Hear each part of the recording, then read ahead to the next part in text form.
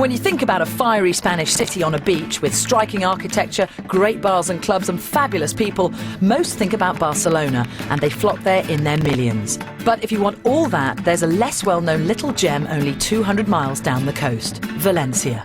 And so far, Valencia hasn't been hit by the British invasion, which means that most hotels in the city centre are up to 30% cheaper at the weekend. That said, I've decided to stay somewhere a little different. This is Casa Azul, and it costs €270 a night. Now, there are plenty of quirky places to stay in Valencia, but my hotel is definitely worth a mention. It's only got 3 rooms, and each one is decorated by a different designer. As you can see, I've gone Baroque. What I love most about this room is that it's pretty small, but it comes complete with a piano.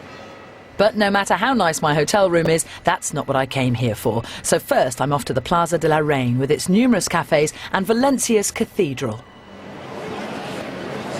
Now, you know me, I wouldn't normally do cathedrals unless there was a very good reason. Well, A, this one is beautiful, and B, apparently, this is the home of the Holy Grail.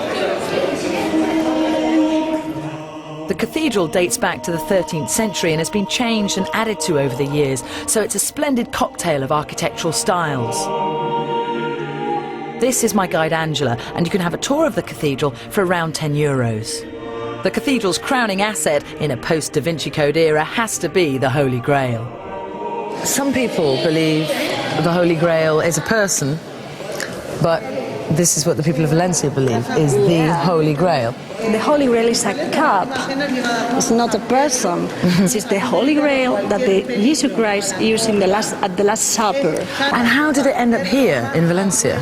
Well, because in the 15th century, our king at that time, gave us like a present to the city. That's a serious present, and that's how you've ended up with the Holy Grail. In the Plaza del Ayuntamiento at 2 p.m, something else unique to this city is about to happen. I'm here in March, and it's the lead up to a big festival called the Fallas, and what they do every day is set off an enormous round of firecrackers to get everybody in a sort of a pre-celebratory mood. The Fallas takes place from the 12th to the 19th of March, and it's a big deal. Each neighbourhood creates its own Fallas, huge satirical caricatures which are paraded through the streets before they're burnt in a massive celebration of dancing, drinking and fireworks. It grew from a tradition of burning leftover wood on St. Joseph's Day to mark the start of spring. I think we've just got a minute to go. Apparently if you close your ears like this, you should open your mouth a bit to absorb the vibrations. Is it really that loud? Here we go! It's like a major celebration, and this is just what they do every day.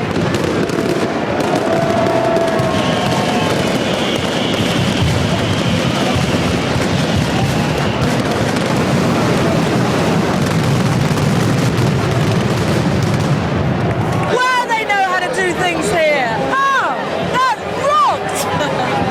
That's it. We've seen the fireworks, we've heard the fireworks, we've felt the fireworks, and now you just go back to work. But not me, because I'm off to the south of the city to see the breathtaking Centre for Arts and Science. The centre was designed by Santiago Calatrava, who's considered one of the greatest living architects. It was developed as a symbol of the government's quest to establish this city as a great tourist destination.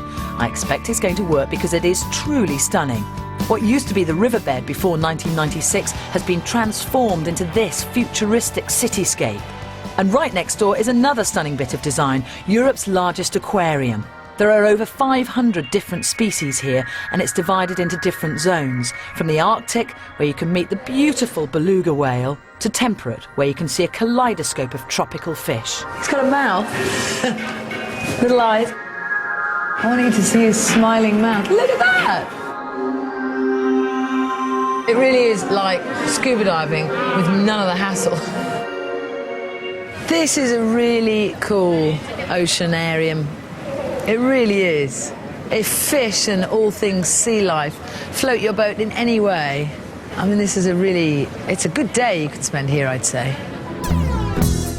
So far, I've hardly come across a single tourist. It really feels like I'm experiencing the city more like a local, and I hear the locals like their nightlife. Valencia has long boasted one of the liveliest bar and club scenes in Spain, and they even know some tricks I don't to kickstart your night. Right, I'm going to try the local tipple, and it's called Agua de la Valencia. I'll tell you one thing I do know about it. Agua is not the key ingredient. Hola. Hello. So this is the local drink. What are the ingredients? What goes in? Vodka, gin, Cointreau, martini. Vodka, gin, Cointreau, and martini. Champagne. Yeah. Sugar. I'd had some cocktails in my time, but that's quite a mix.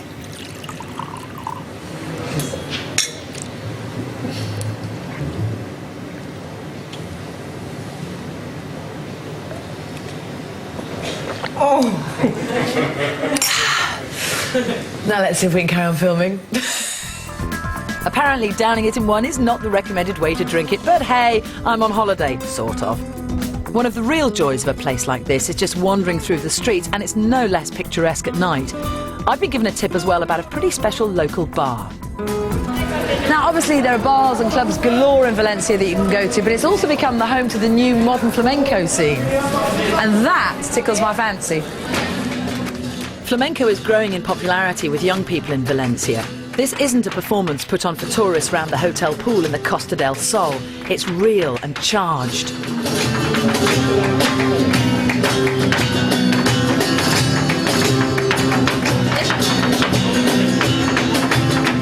It's just so passionate.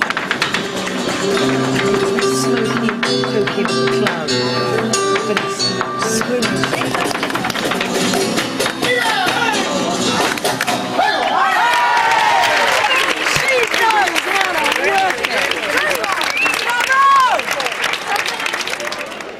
Valencia's got it all going on, from flamenco to fiestas, but what really makes this place special is the people, because they're so full of energy and full of soul.